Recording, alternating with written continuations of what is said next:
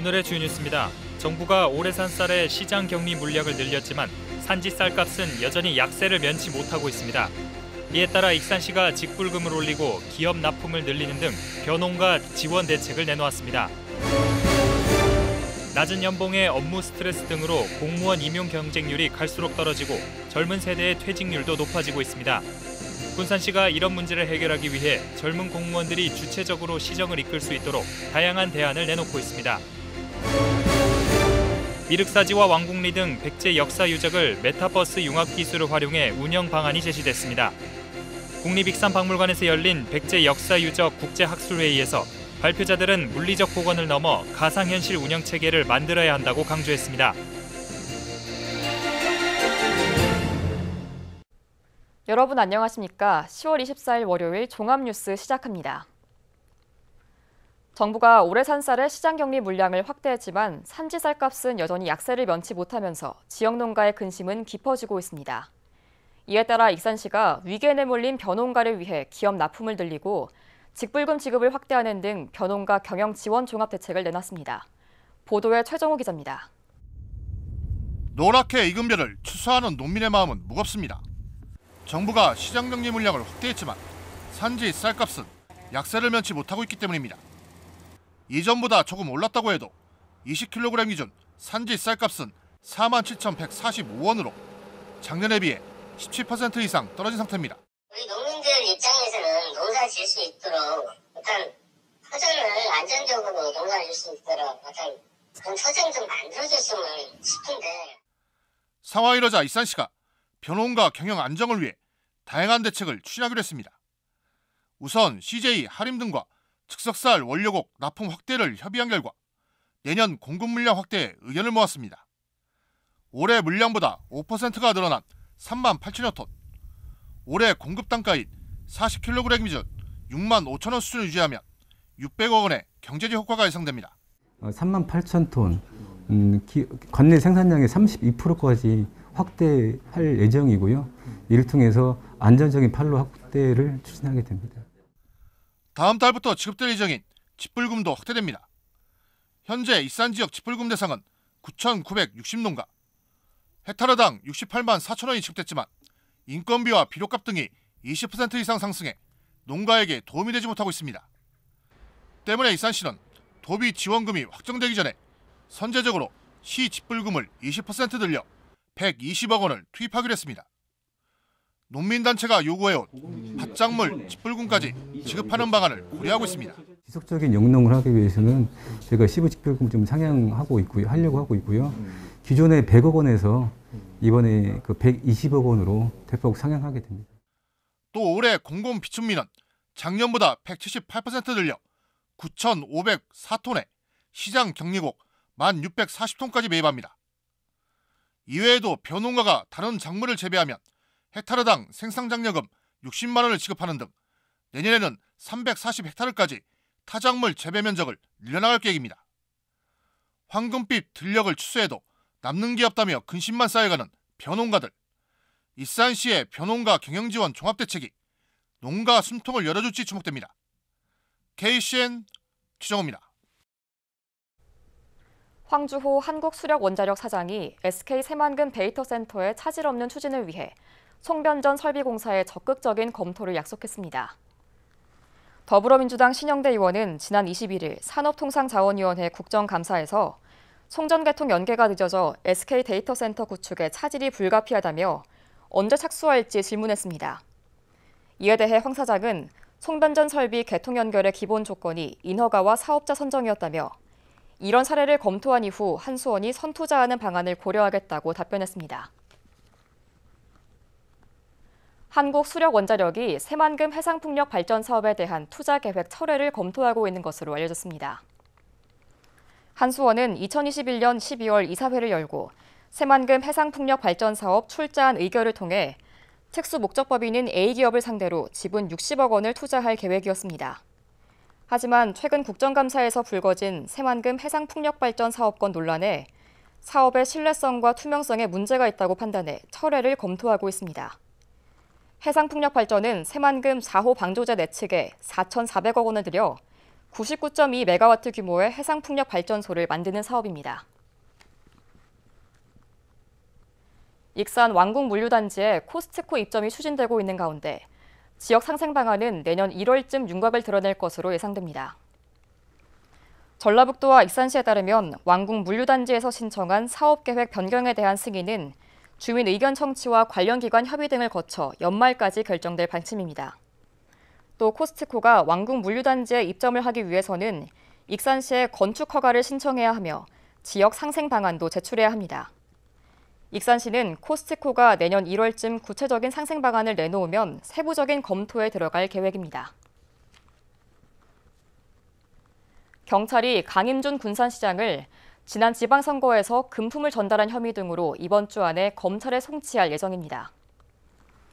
전북경찰청은 공직선거법 위반 혐의로 강 시장과 김종식 전 도의원 등 6명을 이번 주 안에 송치할 예정이라고 오늘 밝혔습니다. 강 시장은 지난 지방선거 기간 김종식 전 도의원에게 400만 원을 건네고 이후 측근을 시켜 김 전 의원을 회유한 혐의를 받고 있습니다. 경찰은 공직선거법상 돈을 건넨 사람과 받은 사람 모두 처벌이 가능하다며 김 전 의원이 처벌을 감수하면서도 돈을 받았다고 주장하는 것에 신빙성이 인정된다고 판단했습니다. 한편 경찰은 강 시장을 2차례 불러 소환 조사했으며 대질 조사도 완료했습니다.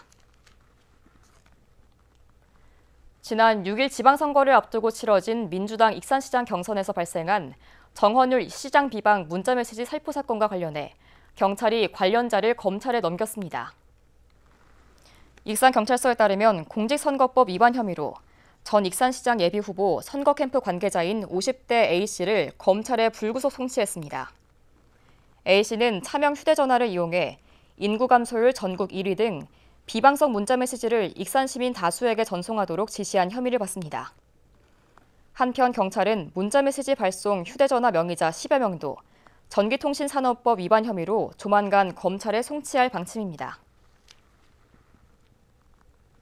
군산시 공무원 임용 경쟁률이 갈수록 하락하고 젊은 세대의 퇴직률도 높아지고 있습니다. 그만두는 젊은 공무원이 늘어난 이유는 낮은 연봉의 업무 스트레스, 다른 기관으로의 이직 등이 대부분입니다. 군산시가 이런 문제를 해결하기 위해 젊은 층이 주체성을 가지고 시정을 이끌 수 있도록 다양한 대안을 내놓고 있습니다. 모형숙 기자입니다.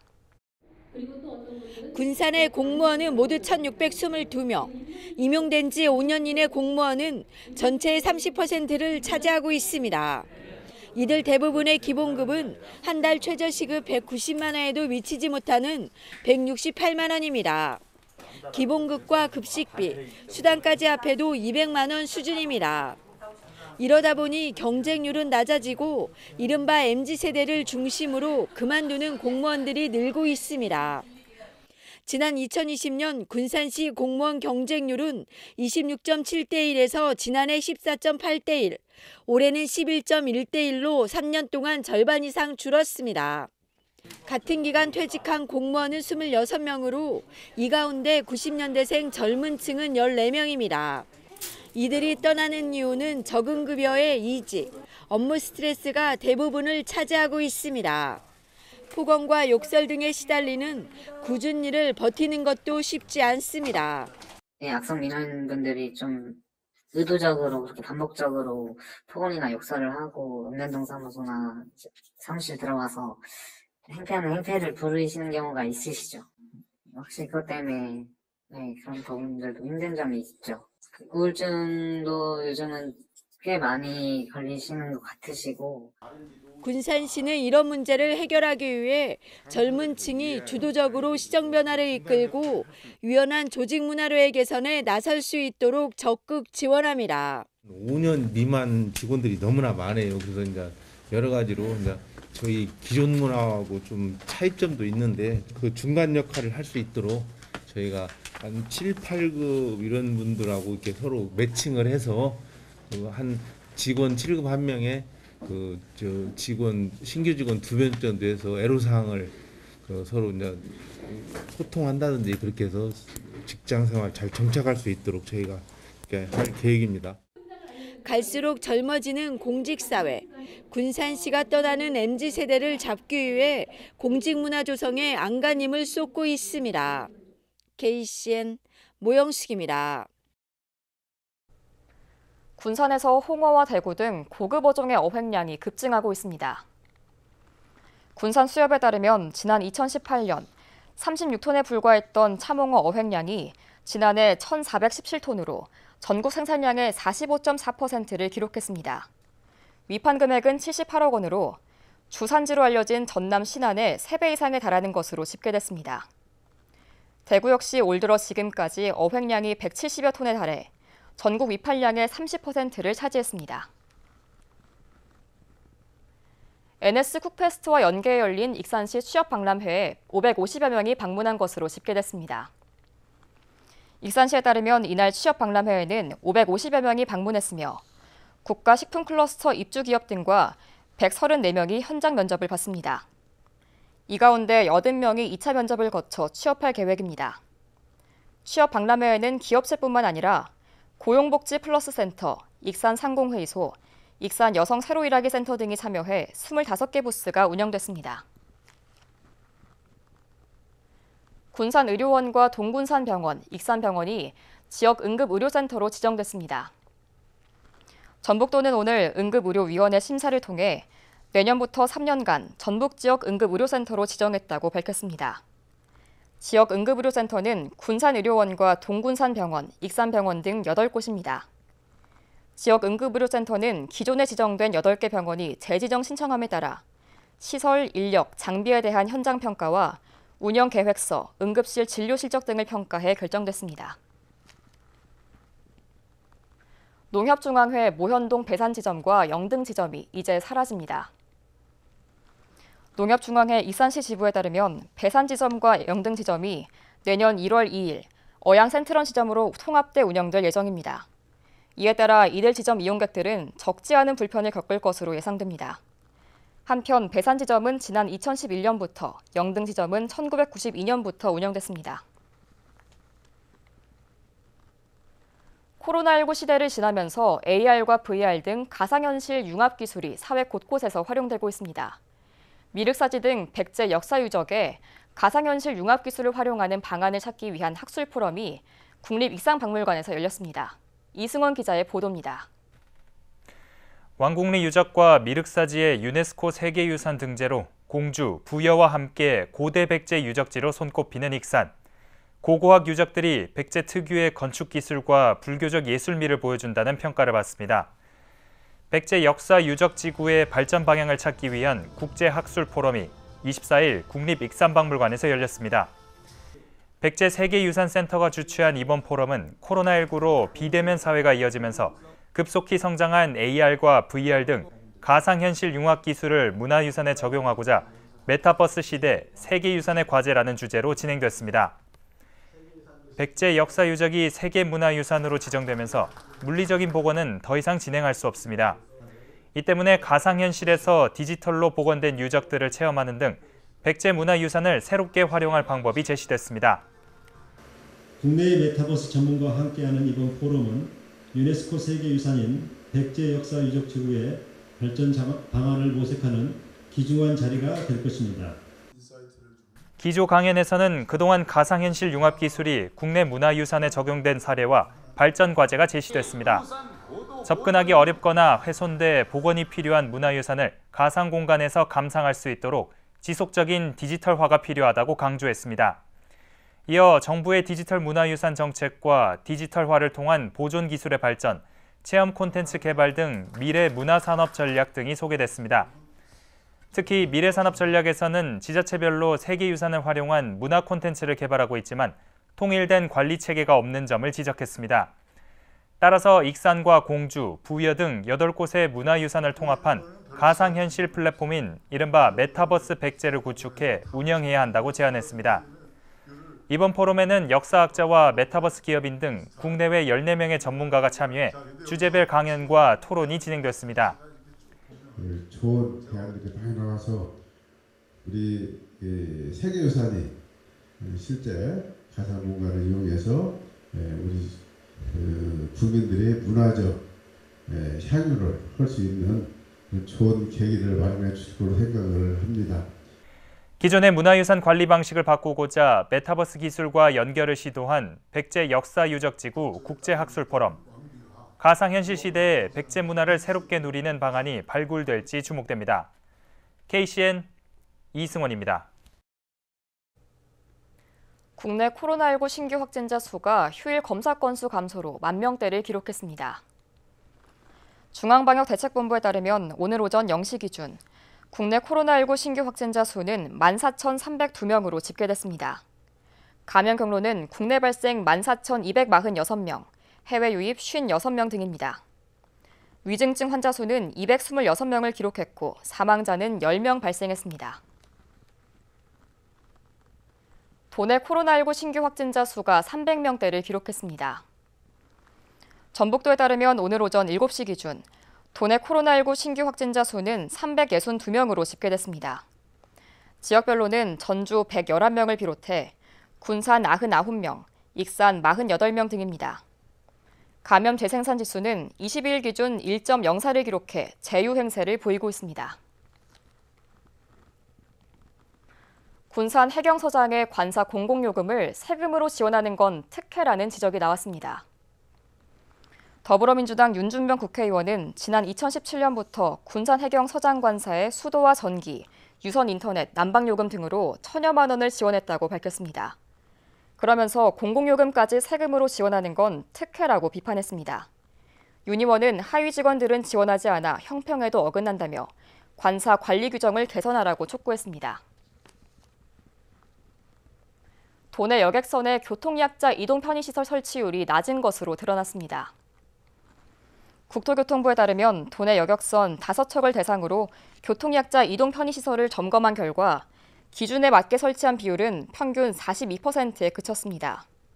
일부 여객선은 전자문자 안내판과 자동 안내시설이 아예 없었고 휠체어 보관함과 전용 좌석 설치율도 35%에 불과했습니다. 이어서 전북권 뉴스입니다. 지난 6일 지방선거를 앞두고 치러진 민주당 도지사 경선에 개입한 의혹으로 송하진 전 도지사 아내 등 30명이 검찰에 넘겨졌습니다. 정북경찰청에 따르면 송하진 전 도지사 부인인 오경진 여사와 전 전라북도 비서실장 등 30명을 공직선거법 위반 혐의로 송치했습니다. 경찰은 이들이 당내 경선에 개입한 의도를 갖고 전라북도 산하기관인 자원봉사센터에서 입당원서를 엑셀 파일로 정리해온 것으로 보고 있습니다. 앞서 경찰은 전북 자원봉사센터와 송 전 지사 자택, 오 여사 차량 등을 압수수색했습니다. 지난 6일 지방선거 후보자 토론회에서 허위 사실을 유포한 혐의로 최영일 순창군수가 검찰에 넘겨졌습니다. 전북경찰청에 따르면 후보자 토론회 과정에서 허위 사실을 유포한 혐의로 최 군수를 송치했습니다. 최 군수는 후보자 토론회에서 경쟁자인 최기환 후보가 축협 입원으로 있던 배우자를 통해 소매매 과정에서 부당이득을 봤다는 투로 질문한 혐의로 고발됐습니다. 전라북도가 전북 투어 패스에 대한 특정 감사에 들어갔습니다. 전라북도에 따르면 특정 감사와 관련해 도내 시군에 전북 투어 패스권 구입 및 배부 내역 등에 대한 자료 제출을 요구했습니다. 이번 감사는 전북 투어 패스 회계 투명성과 판매 내역, 민간 위탁 관리 등을 전반적으로 살펴보게 됩니다. 앞서 진영석 도의원은 정례회를 통해 전북 투어 패스가 회계 법령 위반과 판매 금액 부풀리기 등의 문제점을 안고 있다고 지적했습니다. 지금까지 전북권 뉴스 최정호입니다. 천만송이 국화축제를 통해 열린 익산 국화분재경진대회에서 최경수 씨가 대상을 받았습니다. 이번 경진대회에서는 국화분재연구회원들이 직접 재배해 출품한 200여 점의 분재 작품이 경쟁을 벌였습니다. 대상은 황등면에 거주하는 최경수 씨가 수상했으며 최우수상은 신동에 거주하는 김석두 씨가 받았습니다. 최경수 씨의 대상 작품은 줄기가 굵고 분재 수영과 뿌리 생육, 개화 등이 뛰어나 최고 평가를 받았습니다. 군산 상고 오비가 올해 대한야구소프트볼협회 주관으로 처음 열린 노브랜드배 고교 동창 야구대회 결승에 올랐습니다. 야구선수 출신 등으로 구성된 군산 상고 오비는 어제 천안 북일고 야구장에서 열린 대회 4강전에서 전주고를 9대2로 눌렀습니다. 이로써 군산 상고는 다음 달 5일 고척 스카이돔에서 천안 북일고와 결승전을 치릅니다. 군산상고 오비는 석수철 현 군산상고 감독과 이성일 전 도의원, 강효섭, 강희석 등으로 팀을 꾸렸습니다. 군산시가 내년부터 어린이 급식관리 지원센터를 운영할 위탁기관을 모집합니다. 위탁기관은 내년 1월부터 3년이며 어린이 급식소 등록 및 관리 업무를 담당하게 됩니다. 신청 자격은 식품위생 전문 인력과 장비를 갖춘 군산 소재 기관 또는 단체로 오는 25일부터 시청 위생행정과를 통해 접수할 수 있습니다. 군산시는 심의를 거쳐 11월 중 수탁기관을 결정할 예정입니다. 군산시 여성들의 화합과 발전을 위한 여성 한마음 대회가 2년 만에 열립니다. 군산시 여성단체협의회는 오는 26일 여성 한마음 대회를 월명체육관에서 개최합니다. 이날 행사에는 기타 고고장구 축하 무대와 운동회가 진행되며 참가자들에게는 기념품과 함께 경품 추첨의 기회가 주어집니다. 이외에도 여성복지 증진에 기여한 유공자에게 표창이 수여될 예정입니다. 다음은 우리 동네 소식입니다.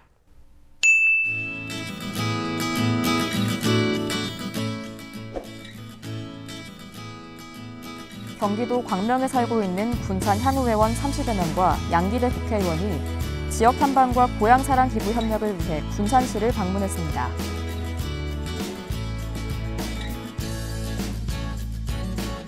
익산 어린이 영어 도서관이 유아와 초등 저학년을 대상으로 원어민과 함께하는 스토리텔링 강좌를 개최합니다.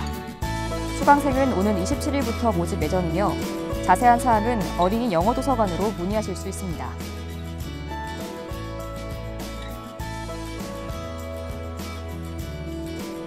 익산 이리팔봉초등학교 학부모회가 팔봉동 행정복지센터에 방문해 관내 홀몸 어르신들을 위한 수제청 쉰병을 기탁했습니다.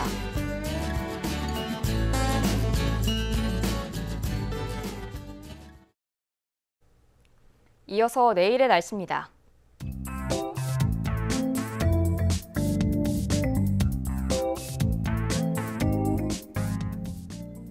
내일 전북 날씨는 맑겠습니다.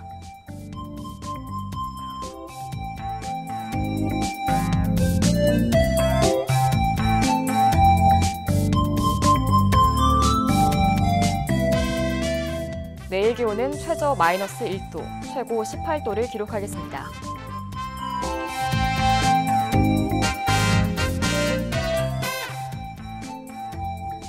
내일 군산 날씨는 9도에서 시작해 16도까지 오르겠습니다.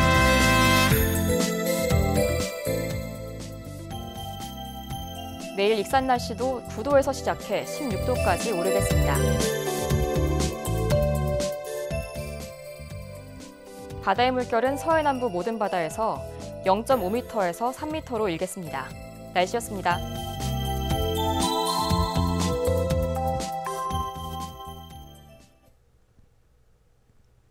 이상으로 KCN 종합뉴스를 마칩니다. 정확한 보도로 늘 함께하겠습니다. 시청해주신 여러분 고맙습니다.